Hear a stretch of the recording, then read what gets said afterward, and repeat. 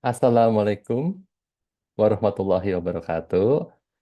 Hari ini atau di video ini saya akan sharing tentang pengaruh eksternal pada perilaku konsumen ya. Jadi ini saya punya, nah ini nih, pengaruh eksternal yang pertama ada budaya dan status sosial. Nah, oke, kita bedah dari budaya dulu ya. Nanti di akhir baru kita masuk ke status sosial. Oke, ini dia konsep budaya. Jadi budaya itu adalah nilai-nilai yang melandasi cara kita berpikir. Jadi dia tuh walaupun dari eksternal, itu mempengaruhi banget nih cara kita berpikir. Dan kedua, dalam melakukan tindakan. Ya kalau dalam konteks ini berarti tindakan memilih produk, tindakan membeli produk, dan tindakan mulai menggunakan produk gitu ya. Nah menariknya, budaya yang kita anut ini memiliki norma. Jadi norma itu adalah batasan budaya. Mana yang boleh, mana yang enggak. Mana yang layak, mana yang tidak.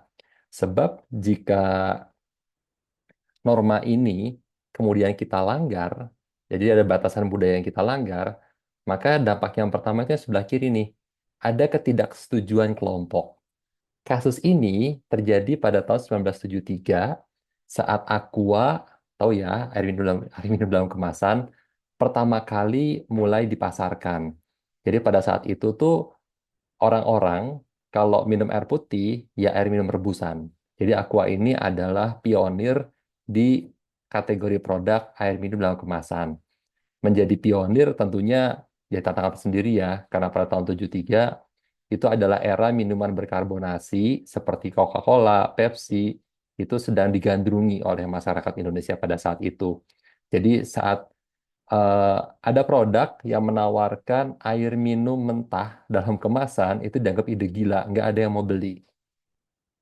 Jadi ketidaksetujuan kelompok masyarakat konsumen Indonesia untuk membayar aqua atau air putih dalam sebuah kemasan itu terjadi terus hingga 3 tahun aqua berdiri sampai tahun 76. Jadi pada saat itu kemudian eh, marketing communication dari Aqua membuat strategi tidak menurunkan harga, tapi justru menaikkan harga 3 kali lipat. Target audiensnya diubah dari masyarakat Indonesia menjadi masyarakat asing atau ekspatriat, pekerja-pekerja di Indonesia yang berasal dari luar negeri yang bekerja di Indonesia. Jadi pada saat itu tuh mereka menyasar ke eh, pekerja atau ekspatriat Korea yang bekerja di pembangunan Tol Jagorawi. Nah, di sana Aqua mulai mendapatkan pangsa pasarnya karena orang-orang dari Korea sudah terbiasa minum air steril dalam kemasan. Nah, tingkat ketidaksetujuan atau dampak dampak lebih besar yang terjadi saat produk ini dipasarkan dan produk ini dipasarkan atau dijual dan juga dan kemudian melanggar norma-norma di masyarakat ini dampak terbesarnya adalah pengusiran dari kelompok-kelompok konsumen gitu ya. Seperti yang terjadi pada outlet 23 yang saat ini pada bulan Oktober 2024 menjadi trending di apa namanya di media massa. Bahkan beberapa hari yang lalu sempat ada long march dari apa namanya dari masyarakat Jogja untuk menolak peredaran minuman keras di kota ini. Jadi kalau di sini eh, seperti kita tahu Outlet 23 menjual minuman keras di beberapa titik di Yogyakarta. Terus kemudian hal ini yang meresahkan, terutama dipicu lagi kejadian kemarin ya, sempat ada penusukan dua orang dua orang pemuda oleh kelompok muda yang lain karena mabuk minuman keras. Nah, ini adalah konsep dari budaya yang terkait dengan perilaku konsumen di Indonesia. Sekarang kita mulai masuk di dalam budaya itu ada nilai-nilai tadi nih yang berpengaruh pada keputusan baik cara berpikir atau tindakan dari konsumen. Yang pertama ada nilai-nilai yang berorientasi ke orang lain. Yang kedua, ada nilai-nilai yang berorientasi pada diri sendiri. Dan yang ketiga, ini ada nilai yang berorientasi pada lingkungan. Sekarang kita coba lihat satu persatu ya, lebih detail. Nah, ini yang pertama adalah nilai-nilai yang berorientasi ke orang lain. Jadi, kalau di sini teman-teman bisa lihat, saya bagi dua jenis konsumen, ada yang berwarna merah, ada yang berwarna hijau. Yang berwarna merah ini tuh adalah konsumen di Indonesia ya, yang dipengaruhi oleh budaya dari negara maju. Jadi di sini tuh karakter konsumen kita tuh yang individualis, masih berusia muda, heterogen. Heterogen itu artinya mereka itu tuh menghargai perbedaan gitu ya, dan terbuka.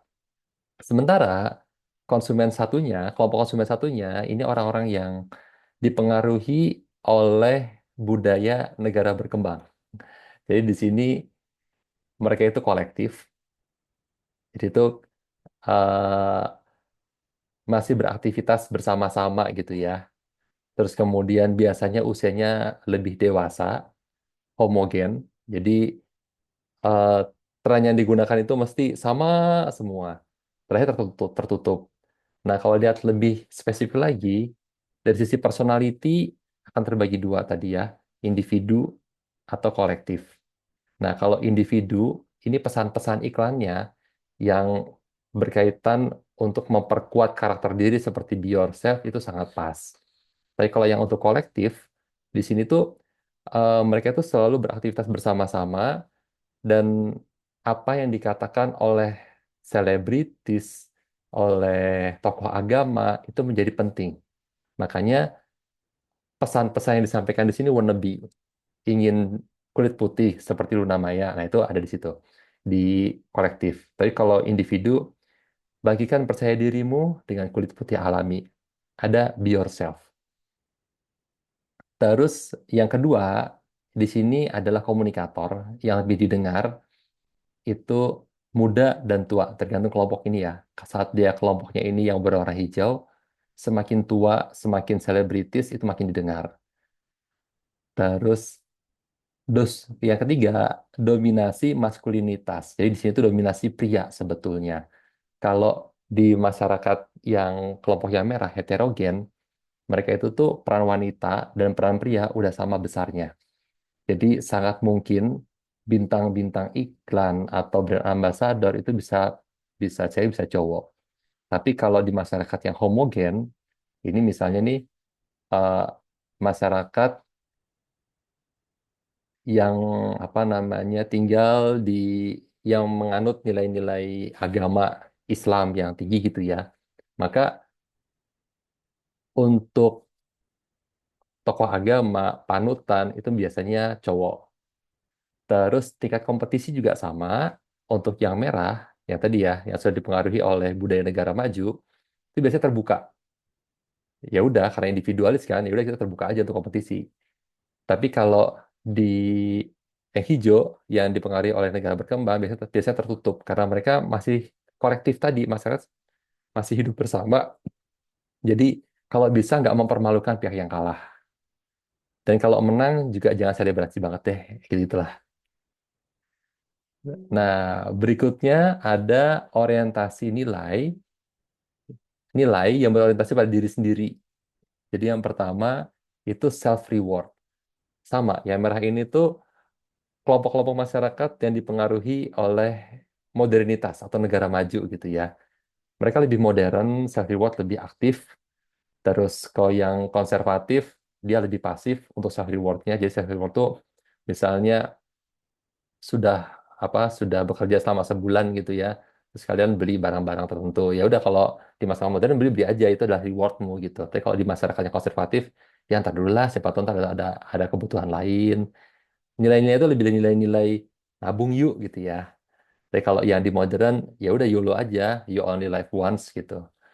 Nah, terus juga di sini berkaitan sama pola kerjanya yang di masyarakat modern mereka cenderung hard work, kalau yang di masyarakat konservatif cenderung work slow karena barang yang dibeli itu masuk kategori materialisme terminal atau barang yang dibeli untuk kepuasan diriku.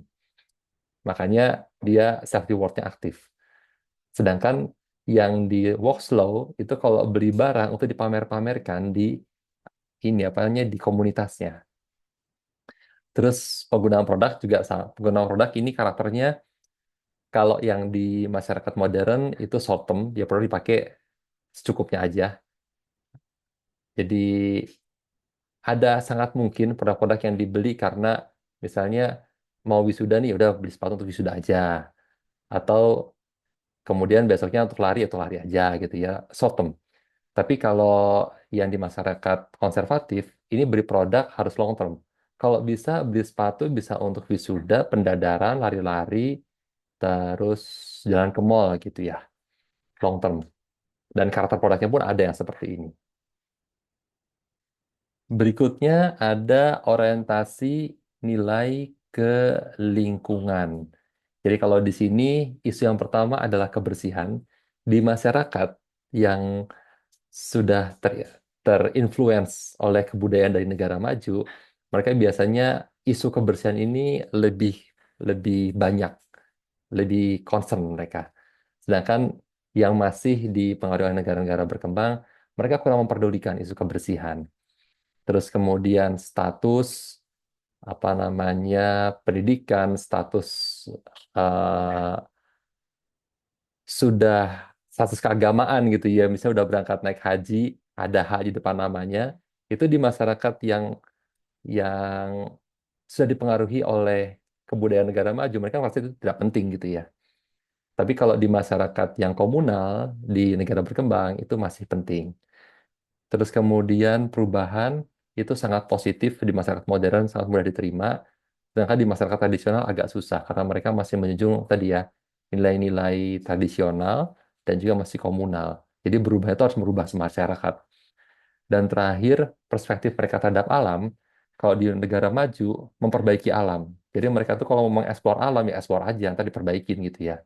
Tapi kalau di masyarakat tradisional, mereka lebih cenderung, jangan sampai merusak alam deh, yuk kita jaga alam.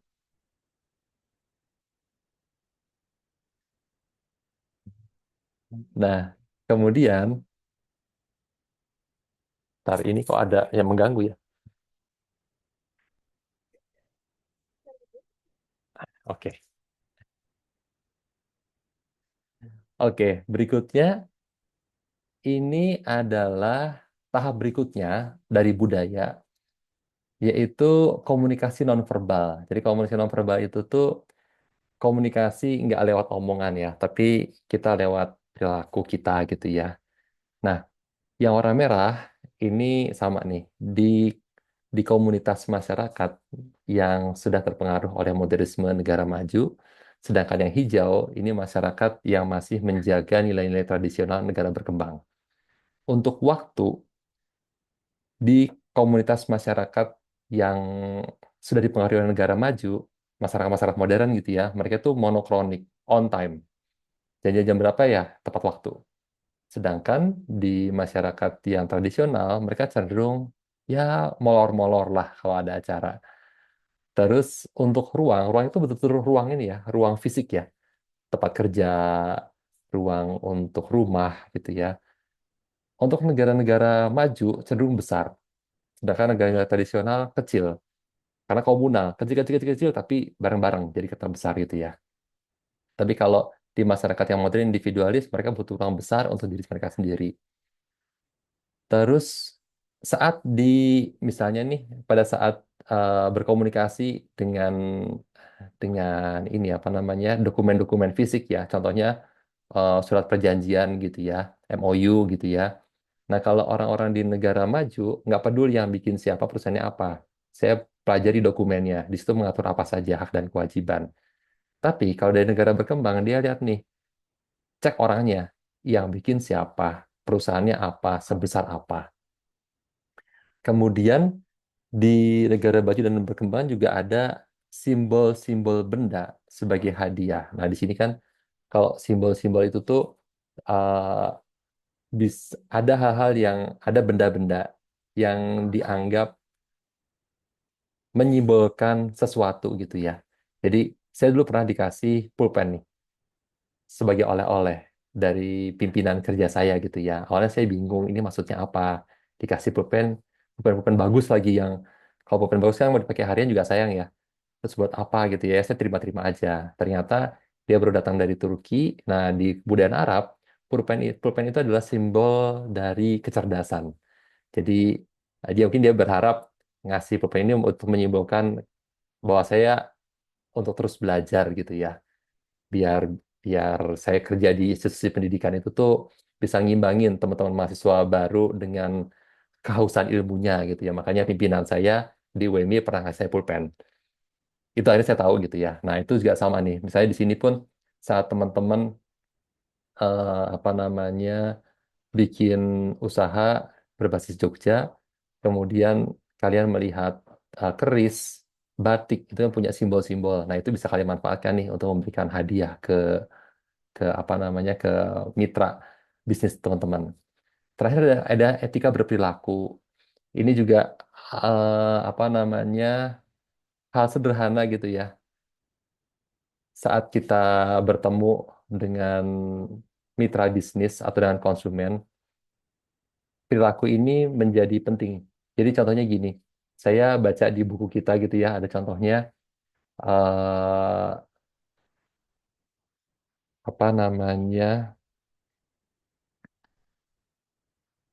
sebuah produk minuman berenergi itu memasarkan produknya di India. Di India itu kan lombanya yang rame kriket ya. Terus dia ngedatangin nih, dia dari Amerika. Dia ngedatangin cheerleaders ke sana. Pada saat cheerleaders itu untuk mendukung tim yang disponsori oleh Kratin apa oleh minum berenergi ini gitu ya. Terus masyarakat masyarakat India melihat cara berpakaian cheerleaders ini itu merasa kok nggak pas ya dipertontonkan gitu ya. Ya karena tadi etika berperilaku berpakaiannya berbeda nih standarnya di India sama di Amerika. Makanya citra citra melanggar etika ini kemudian nempel ke brandnya. Gitu ya teman-teman ya. Oke, nah sekarang urusan berbudaya sudah selesai. Kita masuk ke status sosial di sini. Ini adalah segitiga status sosial. Jadi saya akan coba jelaskan dengan analogi saat teman-teman nanti lulus kuliah, terus kemudian hari pertama teman-teman jadi sarjana gitu ya, itu ini saya analogikan buat teman-teman yang memutuskan, oke, aku sejak sarjana dapat ijazah, aku mau mandiri, aku nggak mau minta wujud dari orang tua gitu ya. Nah, hal standar yang bisa dilakukan anak-anak komunikasi, baik di tiga konsentrasi ini, kalian semua punya dapat mata kuliah penulisan. Penulisan naskah iklan untuk advertising, penulisan naskah radio dan TV untuk broadcasting, dan penulisan PR buat teman-teman PR. Nah, jadi saat hari pertama kalian lulus, kalian kemudian mulai bekerja serabutan. Kalian jadi freelance, penulis gitu ya, nulis entah itu nulis berita untuk brand yang diposting di Kumparan, atau nulis untuk caption, atau nulis apa namanya nulis skenario untuk konten TikTok gitu ya. Kalian sudah serabutan. Ini kalian berada di sosial ekonomi status bawah-bawah. Aduh, nah ini. Kemudian teman-teman setelah kalian selama sebulan gitu ya, misalnya kerja freelance sana sini, terus kalian mulai di-hire nih, di-hire sama konten kreator untuk fokus nulis caption, dapat gaji sesuai upah minimum regional Bantul gitu ya. Nah, ini kalian masuk kategori sosial ekonomi status bawah yang bagian atas. Nah, kemudian karena portfolio teman-teman selama bekerja selama setahun gitu ya bersama konten kreator tadi jadi banyak, kalian mulai mulai melamar misalnya di advertising agency gitu ya sebagai copywriter. Kalian keterima nih, terus kalian kerja di sana dengan jenjang karir dan gaji awal teman-teman tuh mulai di atas UMR. Di sini kalian mulai masuk sosial ekonomi status menengah yang bagian bawah. Nah, seiring berjalannya waktu, teman-teman kemudian dari copywriter naik menjadi creative group head gitu. Nah, setelah creative group head, kalian naik lagi nih jadi creative director. Di sini pendapatan kalian udah mulai naik. Nah, di sini kalian masuk golongan ekonomi menengah ke atas. Jadi menengah ke atas itu adalah orang-orang profesional biasanya dan mereka mulai mulai memiliki pendapatan yang lebih dan di sini bukan hasil dari warisan tapi hasil dari apa namanya karir ya. Lanjut, di sini ada golongan menengah atas bagian bawah. Jadi di sini tuh orang-orang kaya, kaya banget gitu ya, yang bukan dari hasil warisan tapi orang kaya baru. Jadi misalnya nih eh, apa namanya Bapak Ibu teman-teman tinggal di daerah apa namanya di daerah Klaten gitu ya dekat Prambanan. Terus rumah kalian kena area pembangunan tol Jogja Solo. Nah, tanahnya teman-teman, tanahnya orang tua itu dibayar lebih oleh pemerintah. Ini namanya orang kaya baru. Nah, kalau ini adalah orang kaya turun-temurun. Mereka itu orang-orang elit sosial, jumlahnya lebih dikit, tapi apa kemampuan finansialnya sangat tinggi. Ini adalah golongan menengah, golongan atas secara ekonomi status ya. Jadi kurang lebih itu ada 1, 2, 3, 4, 5, 6. Ada 6 eh, kategori masyarakat yang paling besar ada di bawah dan semakin spesifik ke atas. Semakin semakin dikit di atas ya. Baik, begitu materi dari saya kali ini. Semoga bermanfaat buat teman-teman semua. Saya tutup. Wassalamualaikum warahmatullahi wabarakatuh.